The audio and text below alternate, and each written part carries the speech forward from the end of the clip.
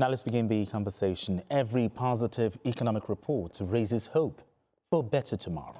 The Central Bank of Nigeria, CBN, says recent gains, including a more stable foreign exchange market, stronger external reserves, and a slight drop in inflation, reflects the positive impact of its monetary reforms, tighter policies, and improved market transparency.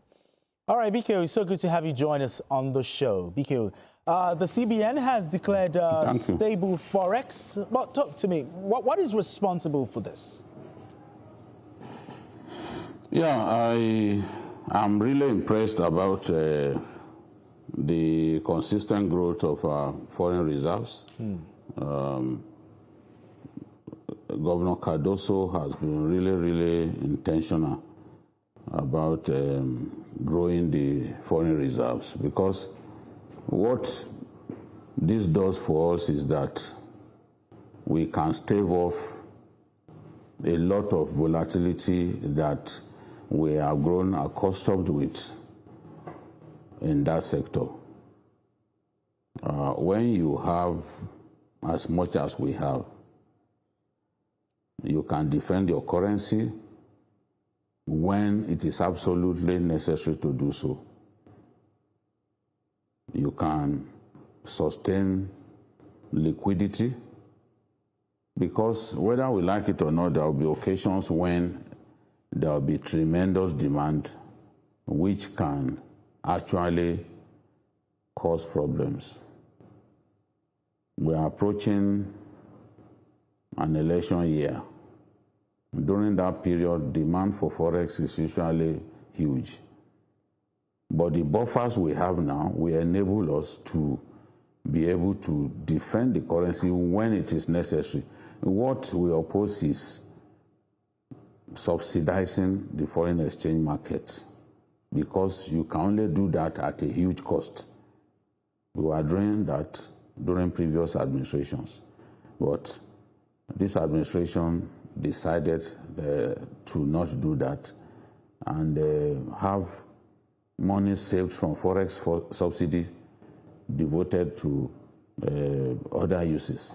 So I agree with him that the reforms that he has introduced in the past 34 months have supported economic growth and are ultimately going to create jobs and reduce poverty. The unification of the foreign exchange market is one of the best things to ever happen to our government, because all of the people who used to simply sit down in their gardens and do arbitrage, collect foreign exchange from the official market, and then go and sell in the black market during the period of multiple exchange rates.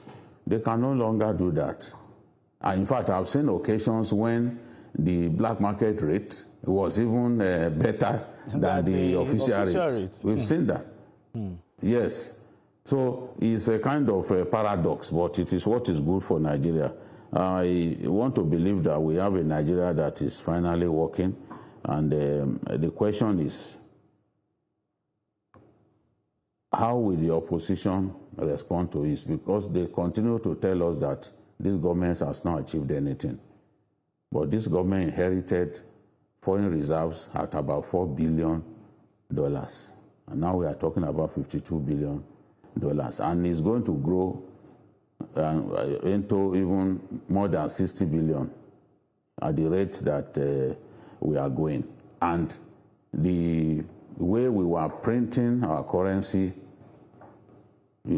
deceiving ourselves, living a lie as a nation, that has come to an end. What we piled on, the debt that we piled on by ways and means, nobody is talking about that. That's a big achievement on the part of this government, that they have reversed some of those unwholesome practices. So it's a happy day. As a Nigerian, I'm happy because I can see that we are headed in the right direction. And all of the people saying it, they can't all be liars. Ngozi Okonjo-Iweala, the World Bank, the IMF, they have told us that the reforms that this government has introduced are finally setting us in the right direction. Yes, people are hungry. Reforms naturally come with pains. Most economic reforms usually come with pains. We've seen it in other countries, people even resorting to riots and all that. But ultimately, things will stabilize. People need to go back in time and read the story of the Asian tigers. It wasn't rosy from the beginning.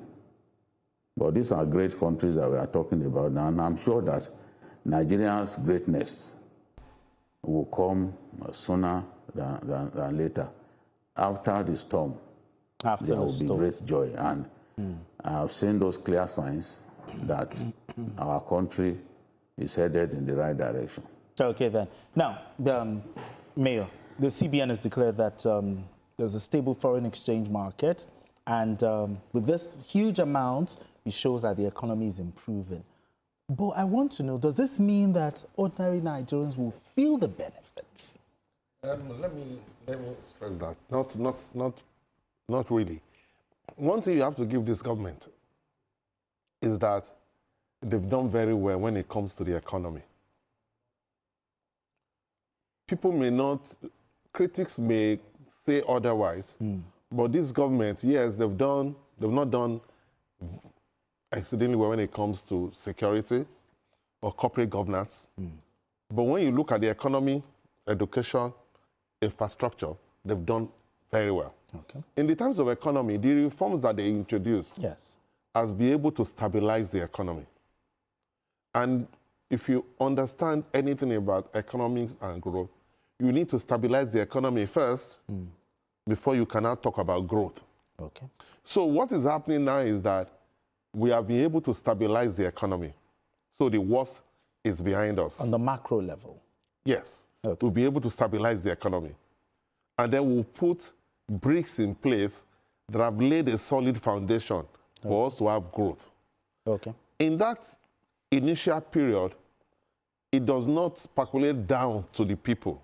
Okay. The people will not, you will say that the economy is growing. Everybody is saying that the economy is growing. IMF, World Bank, all the agencies that talks about banking and all that. Everybody is saying that Nigeria is doing very well.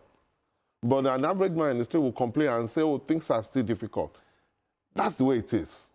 Because when you are laying that foundation to stabilize the economy, it will not percolate to the people. It will not get down to them.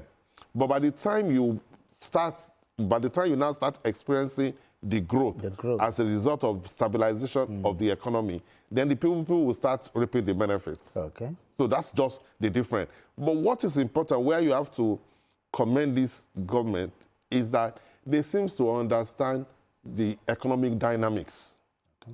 Unlike the previous government that depends on ways and means, which is a societal way of running your economy, because you just sit down and then print money and deceive yourself that you can just spend money by printing money. That's not the way economic works. But we were doing that before.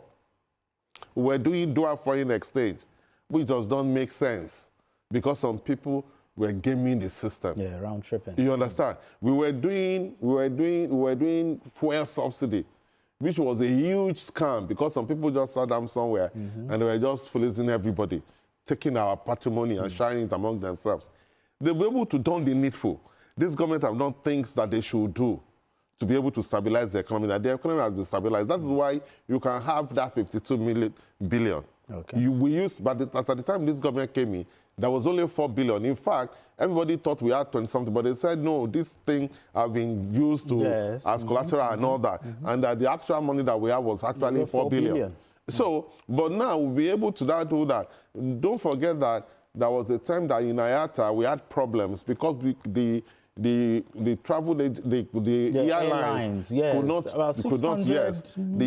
could not repatriate their profits, and it became a problem. But they'll be able to solve all that. So the economy has stabilized, and you have to give it to this government that they've done well. When it comes to running the economy, they've done well. They've done well. What is needed now is the growth. But as we move forward, as we get growth, the masses will be able to now enjoy the benefit of that growth. Biko, you heard Mayor Kikpelu. Now, I want to look at it from the side of businesses now. What benefits should business owners, expect from stronger reserves, let's say in the next maybe 6 to 12 months? Yeah, even exchange rate stability is something that will benefit businesses. Okay. We are an import-dependent nation. That is the reality. We cannot deceive ourselves about that. And a situation in which you have exchange rate stability enables people to plan, enables businesses to plan. So that is one big advantage. You can imagine if the buffers were not there. Because most election years, you go into an election year, immediately after that, what you experience is a recession. I am confident that we will not have that now because the CBN governor has really worked hard to put us in a good position in terms of the foreign exchange market. And this is what everyone is talking about. No doubt about it, reform is painful. Change is uncomfortable. This is something that we have to live with, but we can't return to a system that bled us dry. All of the hypocrites talking about subsidy now among these politicians, I can bet you that if President Bola Tinubu is not re-elected, none of them will roll back the reforms that this government has come up with. None of them will find the courage to say we are going back to the subsidy regime. And that's why when you ask them, would you have removed subsidy? They find it difficult to say they wouldn't have because they are on record as having said that they will remove subsidy. But everyone should know that when you remove subsidy, it will generate pain. And that is what we are seeing now.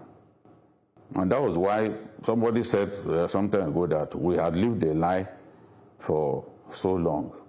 It is now that we are beginning to achieve some level of stability and even growth. So all of the people talking about it, they know what they are talking about, and there are people who understand the system.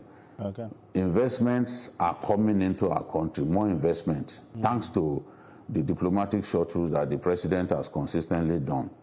These investments will translate to job creation, will translate to economic growth, and will then continue to get better, even in the area of attacking poverty, because once you can create jobs, more people will be taken out of poverty. More people will be provided for. So we are confident that with time, things will continue to get better. The sort of reform that President Tinubu came up with in his first term, most lily-liver politicians will not try it during their first term. They will not try it. But I've known this man for taking big decisions. He right-sized the Lagos Civil Service during his first term, and many people thought he was crazy because they thought he would not be re-elected. Yes, at the end of the day, he got re-elected. He didn't want to wait for his second term. He didn't want to be politically correct. And it's the same thing that we've seen him do as president of Nigeria. Okay. Yes, pain has come with it, but it's inevitable. Childbirth is a wonderful thing. It's what we all wish to see, but it comes with so much pain. Okay.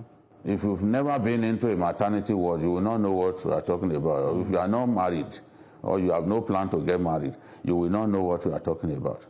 But that is the reality. All right. I'm confident that we are in a good place and we'll continue to make progress. Okay. Just 30 seconds, the CBN has said that the economy is stable, Forex is stable. Maybe they should begin easing interest rates right now.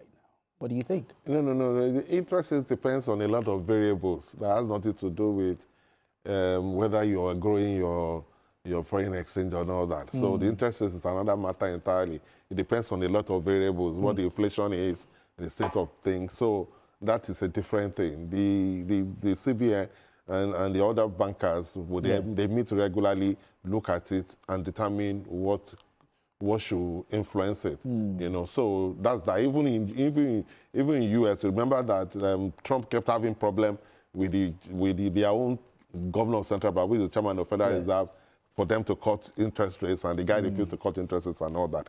But one thing is that I can assure that when we have the kind of discipline that we have now in the economy, there's no way things will not get better. Okay.